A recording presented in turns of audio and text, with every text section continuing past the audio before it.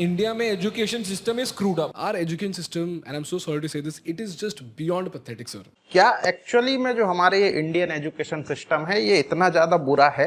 पिछले 12 सालों में आपने अपनी जिंदगी में क्या किया है? जिंदगी में सर पढ़ते क्या क्या दोष यहाँ पर हमारे इंडियन एजुकेशन सिस्टम का है? हमारी कंट्री की जो एक्चुअल प्रॉब्लम है that is not the education system but the lack of opportunities for the people. देखिए होता क्या है, हम लोग बात क्या करते हैं कि हम लोगों को ये स्किल दें, हमारा एजुकेशन सिस्टम लोगों को ये स्किल दे, बचपन से ही हैंड्स ऑन ट्रेनिंग शुरू हो जाए, उसको है ना वोकेशनल ट्रेनिंग भी मिले, ये भी मिले, सब मिले। बट एक्चुअल प्रॉब्लम इज कि जब वो सब ये सारी स्किल्स लेके अपने एजुकेशन सिस्टम से बाहर निकलता है तो उसको अपॉर्चुनिटी नहीं रहती है, कोई जॉब जो है एक्चुअल में उसको इतनी अच्छी कोई जॉब मिलती नहीं है जहां पर वो अपनी ये स्किल्स को यूज कर सके और इनको इम्प्रूव कर सके। That is the real issue.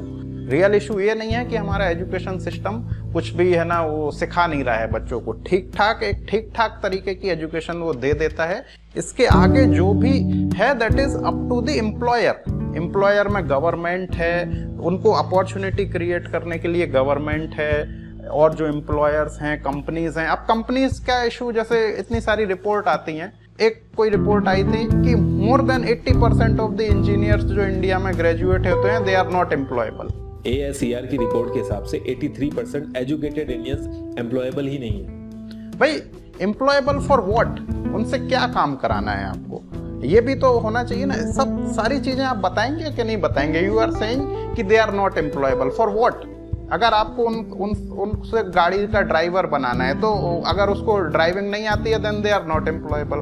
But आपको उनसे कराना क्या है? द प्रॉब्लम इज कि they don't want to give the salary, they want to give a salary of this much and they want a student to have a knowledge and he should be able to do everything of this much of this caliber।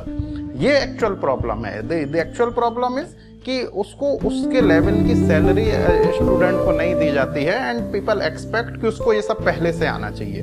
जिसको पहले से आता है, there are so many student जिनको जो जैसे company को किसी एंट्री लेवल के लिए कोई स्टूडेंट चाहिए है, कोई इंजीनियर चाहिए या कोई भी चाहिए, तो अगर उसको वो ठीक से सैलरी देंगे 3.5 लाख रुपए per annum, and they expect कि उसको ये भी आना चाहिए, सब कुछ आना चाहिए। भाई जिसको सब कुछ आता है वो आपकी 3.5 लाख की जॉब नहीं करेगा।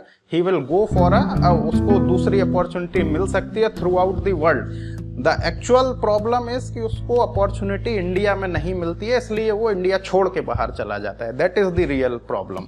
The real problem is not कि उसको इंडियन एजुकेशन सिस्टम ने कुछ नहीं सिखाया, अब वो बाहर जाके सीखेगा।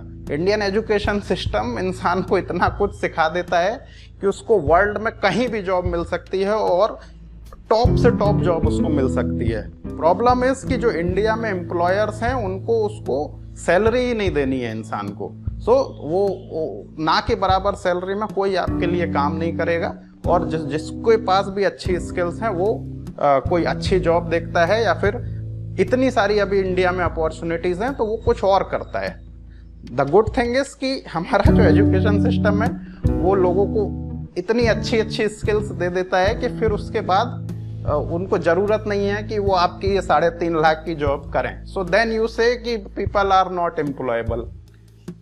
जो आपको मिलते हैं, जो नॉट एम्प्लॉयबल होते हैं, वो इसीलिए मिलते हैं क्योंकि जो आप सैलरी उनको दे रहे हैं ना के बराबर, उस सैलरी पे आपको अनएम्प्लॉयबल इंसान ही मिल सकता है। कोई भी एम्प्लॉयबल इंसान जो होगा उसको आपको ठीक ठाक सैलरी देनी पड़ेगी। That is the real issue. The real issue is the lack of opportunity and it is not the Indian education system.